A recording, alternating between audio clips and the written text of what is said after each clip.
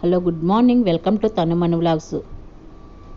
అందరికీ శ్రీరామనవమి శుభాకాంక్షలు అండి. మా ఊరు కళ్యాణాన్ని అయితే చూపిద్దామని వీడియో తీశానండి. ఇంటి దగ్గర ఉన్న వాళ్ళు కూడా, కళ్యాణం చూడలేని వాళ్ళు కూడా క్లారిటీగా చూసేలాగా వీడియో అయితే తీశాను. తాళి కట్టడం, దండలు మార్చడం, తలంబ్రాలు పోసుకోవటం అన్నీ కూడా వీడియో అయితే క్లారిటీగా తీశానండి. చాలా నీట్గా కూడా వచ్చింది వీడియో అయితే. ఇలా గుడినైతే ఇలా డెకరేట్ చేశారు. గుత్తులతో మామిడికాయ కొమ్మలు అవి చాలా అందంగా పెట్టారు. అరటి గెలలతో అరటి చెట్లు పెట్టారు. ఇలా రాముల వారిని కూడా దండలతో ఇలా అలంకరించి చాలా అందంగా తయారు చేశారు. ఒకవైపు అయితే లక్ష్మీ అమ్మవారు, ఒకవైపు అయితే వినాయకుడు అండి. గుడిలోని మధ్యని రాముల వారు పట్టాభిషేకం అదే విగ్రహాలు ఉంటాయి. గుడి అయితే చాలా అందంగా డెకరేట్ చేశారు.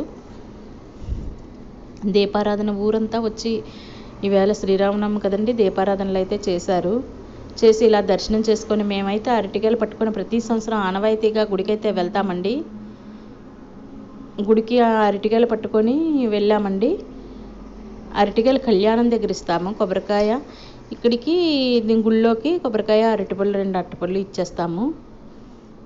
కళ్యాణం దగ్గర అయితే మాత్రం ప్రతి సంవత్సరం ఆనవాయితీగా నూకాలమ్మవారికి ఇలా ప్రతి సంవత్సరం కూడా ఆనవాయితీగా అయితే అరటికాయలు పట్టుకొని ఆనవాయితీ అండి ఇలా గుడికి అయితే వెళ్తామండి. అరటికాయల కళ్యాణం దగ్గర అయితే ప్రతి సంవత్సరం కంపల్సరీగా పెళ్ళైన తర్వాత నా గుళ్ళో దర్శనం చేసుకొని కళ్యాణం దగ్గర 15 సంవత్సరాలు బట్టి నేను చేస్తున్నాను. కళ్యాణం తిలకించేసి ఒక్కొక్క సంవత్సరం భోజనాలు అయితే పెడతారు. ఎక్కువగా పెడతారు, ఎప్పుడో పెట్టరు. కానీ మా మనవరాలు చూడండి ఎలా స్మైల్. ఇలా మేము మా మనవరాలు, మా పాప అందరం వెళ్ళామండి. మా ఆయన గారు అందరం వెళ్ళాము. కళ్యాణం దగ్గరికి వచ్చాము. మంత్రాలతో సహా మీకు కళ్యాణాన్ని చూపిస్తానండి. లాస్ట్లోని కళ్యాణం అయిన తర్వాత రామనామ కీర్తనలు కూడా చేశారండి. అవి కూడా ఆలకించండి. Please like, share and subscribe అండి. వీడియో